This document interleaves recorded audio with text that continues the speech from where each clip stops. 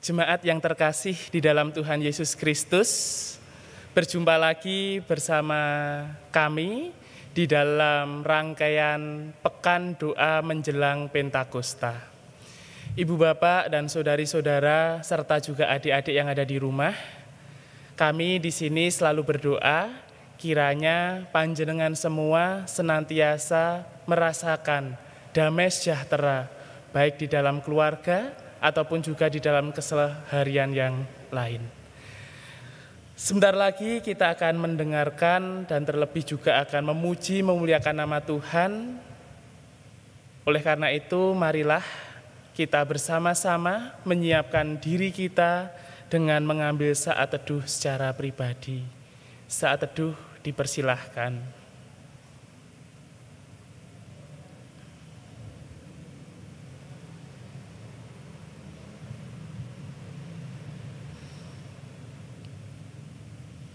Saat teduh cukup. Mulia, mulia, mulia. Itu adalah semacam deklarasi kita, semacam pernyataan iman kita terhadap kasih setia Tuhan yang tiada pernah bertepi, baik di dalam keseharian kita maupun juga untuk orang-orang di sekitar kita. Oleh karena itu, mari kita bersama-sama memuji dan meluhurkan nama Tuhan dengan menyanyikan Muliakanlah Tuhan Allah.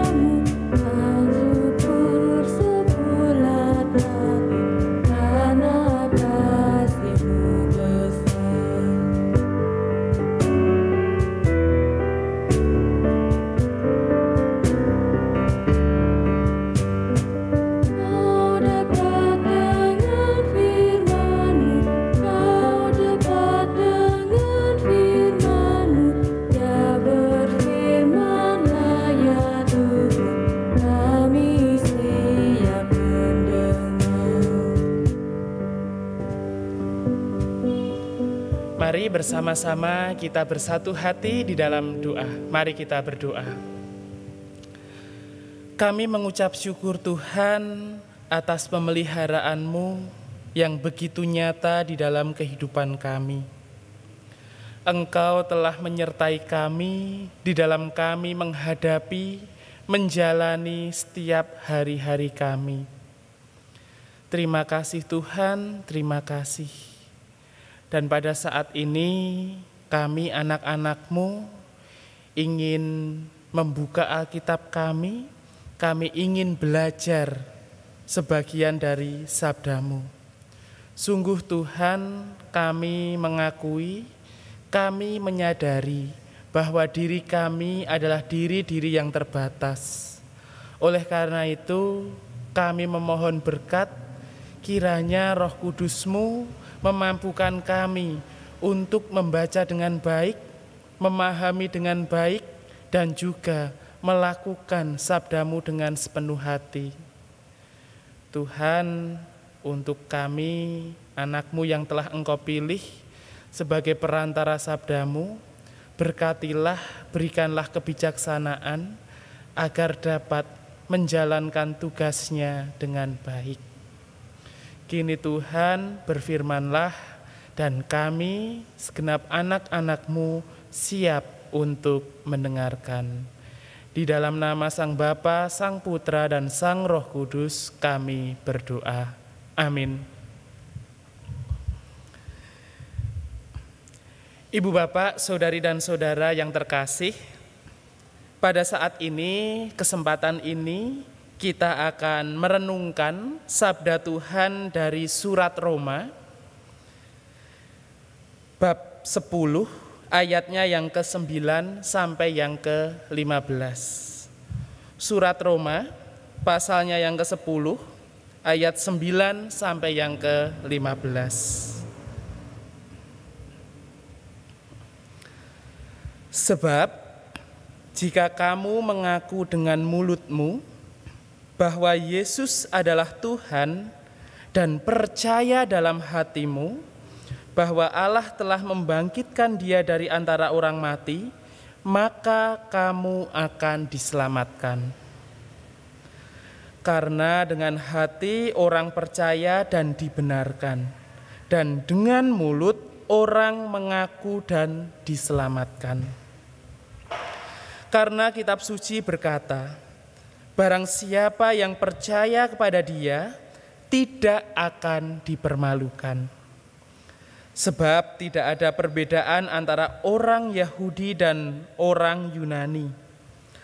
Karena Allah yang satu itu adalah Tuhan dari semua orang, kaya bagi semua orang yang berseru kepadanya. Sebab barang siapa yang berseru kepada nama Tuhan akan diselamatkan. Tetapi bagaimana mereka dapat berseru kepadanya jika mereka tidak percaya kepada Dia? Bagaimana mereka dapat percaya kepada Dia jika mereka tidak mendengar tentang Dia? Bagaimana mereka mendengar tentang Dia jika tidak ada yang memberitakannya? Dan bagaimana mereka dapat memberitakannya jika mereka tidak diutus? Seperti ada tertulis, betapa indahnya kedatangan mereka yang membawa kabar baik. Demikianlah sabda Tuhan, yang berbahagia adalah kita yang dengan sungguh merenungkannya dan dengan penuh melakukannya. Haleluya. Ibu, bapak, saudari dan saudara yang terkasih, saya secara pribadi sangat tertarik dengan tema yang ada di bahan kita pada saat ini. Tema kita pada saat ini adalah sebetulnya apa yang sedang terjadi? Sebetulnya apa yang sedang terjadi? Agaknya ini adalah pertanyaan yang diajukan oleh penulis untuk apa yang terjadi di dalam fenomena kita saat ini. Jadi penulis mempertanyakan, fenomena apa toh yang sedang terjadi seperti ini? Sesungguhnya itu seperti apa? Seperti itu. Nah, lalu apa yang ditanyakan? Fenomena yang seperti apa? Yang bagaimana? Di dalam bahan ini dibuka dengan sebuah kisah tentang salah seorang tokoh agama yang mana di awal tahun ini 2022 diwawancarai dan ia berkata, wah, agama saya pada saat ini sedang berkembang pesat di wilayah Amerika. Loh, kok bisa berkembang begitu pesat? Apa yang menyebabkan itu semua? Ya karena dari ajaran agama saya itu memberikan dampak yang baik untuk kehidupan. Dan hal inilah yang kemudian membuat orang-orang bertanya, orang-orang penasaran dan belajar, akhirnya pun juga masuk ke agama itu. Pernyataan ini menarik karena ada dua hal. Yang pertama adalah berkembang pesat. Siapa di sini, siapa dari kita yang tidak tergoda untuk berkembang pesat, apalagi berkaitan dengan kuantitas, dengan jumlah, dengan angka, kita semua pasti tergoda untuk itu. Tetapi sebenarnya poin yang pertama tentang kuantitas ini itu tidak bisa dilepaskan dari pernyataannya yang kedua, yakni berbicara tentang kualitas. Karena agama saya memberikan dampak yang baik untuk kehidupan. Nah ini adalah kualitas. Bagaimana di dalam sebuah agama, di dalam sebuah ajaran, itu dapat memberikan dampak. Tentu di sini dampak yang nyata. Mau tidak mau kita harus berani dengan jujur mengakui kita itu pada saat ini lebih berbicara, lebih tergesa, lebih berfokus pada bagaimana jumlah, kuantitas itu bertambah. Tetapi kita jarang sekali atau minim untuk merenungkan bagaimana toh kualitasku, bagaimana toh kualitas keimananku, bagaimana toh kualitas agamaku. Padahal ibu bapak, saudari dan saudara yang terkasih, berbicara tentang kuantitas itu pasti akan bertambah ketika kita fokus meningkatkan kualitas kita. Hal ini pun juga tertulis di dalam tata gereja, tata laksana, bahwasanya yang menjadi fokus kita bukanlah tentang kuantitas. Ya, kuantitas itu penting tetapi bukan fokus utama. Di dalam kita bergereja, di dalam kita menggereja, yang pertama kali harus kita pikirkan dengan sungguh adalah tentang kualitas. Bagaimana gereja memberikan sumbangsih nyata, bagaimana gereja berdampak nyata, bagaimana gereja berdaya guna, bukan hanya di dalam komunitas mereka sendiri, tetapi di dalam masyarakat yang luas. Jika panjenengan mengetahui visi misi dari GKJ Bibis Luhur, ini sebenarnya sangat-sangatlah relevan berbicara tentang kualitas. Tetapi jika kita sejenak mengkritisi, kritis itu tidak apa-apa, karena tujuannya adalah untuk membangun. Apakah sudah banyak yang sudah kita lakukan untuk masyarakat luas? Ini bukan untuk menanyakan pada siapa atau oknum atau objek tertentu, tetapi kita, sudahkah aku melakukan hal yang berdaya guna untuk masyarakat luas?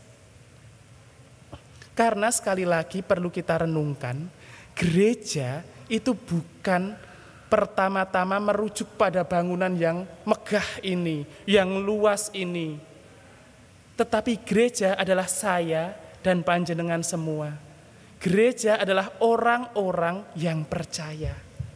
Sudahkah kita berbicara tentang kualitas?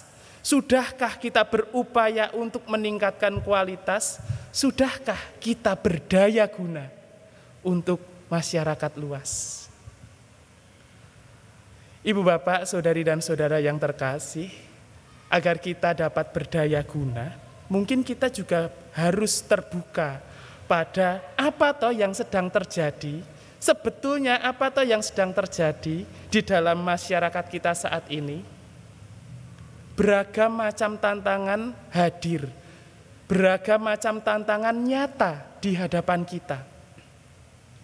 Persoalan tentang kasus ekologi, perusakan lingkungan yang belum kunjung menemukan titik terang, dan malah dari persoalan ekologi ini, perusakan lingkungan ini akan terus mengakibatkan, akan terus menyebabkan mengganggu cuaca, mengganggu kehidupan kita bersama.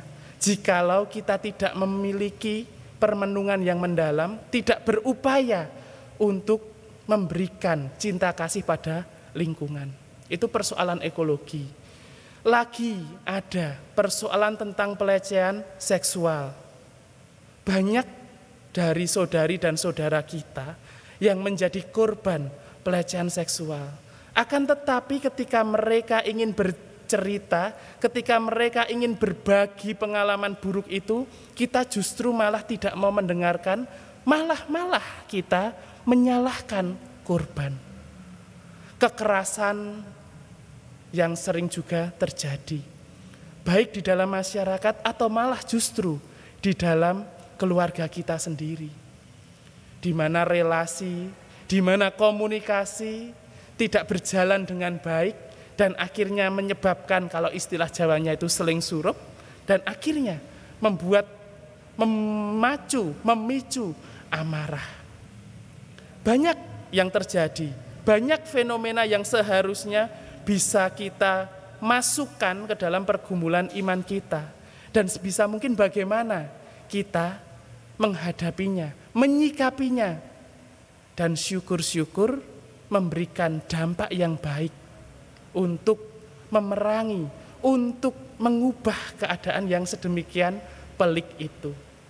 Itulah yang terjadi pada saat ini, fenomena saat ini. Dan itu juga yang berkaitan dengan bacaan kita di dalam surat Roma yang ditulis oleh Rasul Paulus. Ya, ketika kamu percaya, itu harus di dalam hatimu sudah ada rasa tetap percaya penuh. Dan kemudian gunakanlah mulutmu untuk memuliakan, untuk bersaksi. Wah, ini kita sebagai orang Kristen menurut saya sudah baik, atau bisa dikatakan juga sudah sangat baik. Ketika kita percaya di dalam hati kita, sudah. Ketika kita memuliakan Tuhan, sudah. Tetapi yang ketiga, wartakanlah itu, kabarkanlah itu. Kalau kita tidak mengabarkannya, siapa nanti yang bisa percaya? Bagaimana orang lain bisa tahu? Berkaitan dengan hal yang ketiga ini, mewartakan. Mungkin ini adalah PR, panggilan untuk saya dan panjenengan semua. Bagaimana wartakanlah, sampaikanlah. Itu berkaitan dengan bagaimana di dalam keseharian kita, kita bertindak, kita berlaku sebagai hanya murid Kristus yang senantiasa mewartakan cinta kasih kepada semua ciptaan, setiap golongan dan seluruh makhluk hidup. Itulah yang menjadi panggilan kita. Jadi bersaksi itu juga dengan kata, tetapi juga harus dibarengi dengan karya. Karena apalah arti kata-kata jikalau tiada karyanya. Mari ibu bapak, saudari dan saudara yang terkasih, di dalam masa menjelang Pentakosta ini kita merenungkan bahwa sejatinya Pentakosta adalah momen perutusan di mana para murid dimampukan untuk bersaksi tentang apa yang menjadi ajaran Kristus. Para murid dimampukan untuk terus mewartakan kabar baik. Dan para murid tidak dibiarkan melangkah sendirian. Karena Pentakosta adalah turunnya Roh Kudus yang memperlengkapi para murid, menuntun para murid, dan menyanggupkan para murid untuk mewartakan kabar baik. Para murid yang mewartakan itu membuat kita pada saat ini masih bisa berjumpa dengan kekristenan. Dan kitalah yang melanjutkan tongkat estafet pada saat ini. Roh Kudus ada di dalam setiap hati dan diri kita, dan kita akan senantiasa dimampukan ketika kita bersedia. Semoga saya dan panjenengan semua dengan percaya dan penuh kesediaan menyanggupi panggilan Tuhan, mewartakan kabar sukacita. Tuhan melalui Roh-Nya yang kudus memampukan kita, menuntun kita untuk kabar sukacita bagi semua makhluk, bagi semua golongan. Selamat menghayati pesan Pentakosta ini, selamat terus bersaksi tentang sukacita. Jangan takut, karena Kristus senantiasa mengikut. Selamat malam, Tuhan Yesus memberkati. Amin. Saat teduh untuk kita.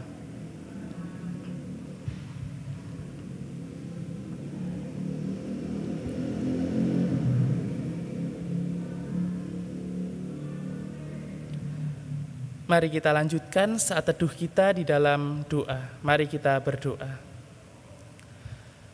Kami sungguh berterima kasih akan firman-Mu yang kembali mengingatkan kepada kami bahwa menjadi pengikut-Mu sudah selayaknya hati kami percaya penuh kepadamu. Menjadi pengikut-Mu berarti sudah di dalam setiap kata-kata kami selalu memuliakan nama-Mu. Dan menjadi pengikut-Mu adalah bagaimana di dalam keseharian kami, laku tindakan kami mencerminkan kasih setia-Mu. Tuhan, di dalam keseharian kami, tentu kami mengaku dengan jujur, kami masih belum bisa melakukan apa yang menjadi perintah-Mu. Kami masih banyak sekali terkendala, kami masih banyak sekali diperhadapkan oleh perasaan-perasaan malas. Sungguh Tuhan, kami mohon berkat, karena kami percaya dengan kekuatan kami sendiri, kami tidak akan bisa melakukan panggilan-Mu. Kami mohon kiranya Engkau berkarya di dalam setiap hati kami, memampukan kami untuk di dalam hati, di dalam kata, dan di dalam perbuatan selalu mencerminkan kasih-Mu. Kami mohon Tuhan, mampukanlah kami, kuatkanlah kami untuk menjadi saksi-saksi-Mu, pengikut-pengikut-Mu yang baik. Tuhan, di tengah-tengah rasa syukur kami akan firman-Mu yang mengingatkan kepada kami juga ingin berdoa secara khusus untuk anggota keluarga kami yang pada saat ini dimanapun berada sedang berbaring lemah. Tuhan jamah, Tuhan kuatkan, berkatilah setiap proses pemulihan. Senantiasa Engkau limpahkan pengharapan dan kekuatan, agar di dalam masa ringkihnya, di masa rapuhnya, senantiasa berpengharapan. Untuk setiap keluarga yang merawat, Tuhan juga sertai, Tuhan juga berkati, Tuhan berikan kesabaran dan ketelatenan di dalam merawat saudari-saudara kami yang sedang sakit. Kami serahkan Tuhan ke dalam tangan pengasihan-Mu. Dan kami juga ingin berdoa untuk lembaga sosial, lembaga pendidikan, dan juga lembaga kesehatan, yang mana menjadi saksi-saksi-Mu di dalam kehidupan bermasyarakat luas. Berkatilah Tuhan setiap lembaga sosial yang ada, lembaga pendidikan yang ada, dan juga lembaga kesehatan yang ada. Mampukanlah untuk terus bersinergi, mampukanlah untuk terus menjadi pewarta sukacita bagi masyarakat luas. Dan jikalau ada permasalahan di dalam setiap organisasi, mampukanlah, limpahilah dengan kebijaksanaan, agar dapat melewati setiap persoalan-persoalan yang ada. Kami serahkan Tuhan ke dalam tangan pengasihan-Mu. Dan kami juga ingin berdoa untuk gereja-Mu, tempat di mana kami belajar, bertumbuh, dan berkembang. Berkatilah gereja-Mu di sini, mampukanlah kami untuk terus belajar, mampukanlah kami untuk terus bertumbuh dan berkembang, seturut dengan cinta kasih-Mu, agar kami, anak-anak-Mu adalah anak-anak yang penuh cinta kasih, dan akan terus membagikan, mewartakan cinta kasih dimanapun kami berada. Berkatilah setiap jemaat, berkatilah setiap tenaga kantor, tenaga gereja, berkatilah setiap komisi-komisi yang ada dan juga segenap majelis. Tuhan, kami serahkan gereja-Mu ke dalam tangan pengasihan-Mu. Inilah Tuhan yang menjadi doa syukur dan syafaat kami. Jikalau sebentar lagi kami akan melanjutkan kehidupan kami, kami akan merayakan kehidupan pemberian-Mu. Berkatilah kami, tuntunlah kami, jagailah kami. Sungguh doa, syukur, dan permohonan ini kami naikkan di dalam nama Sang Bapa, Sang Putra, dan Sang Roh Kudus. Amin. Demikianlah Ibu Bapak, Saudari-saudara, dan juga adik-adik yang terkasih, perjumpaan kita pada saat ini. Tetap semangat dan selalu jaga kesehatan. Dan karena itu, marilah kita senantiasa memuji nama Tuhan di dalam setiap kata dan karya kita. Kita harus membawa berita. Selamat sore, Tuhan memberkati.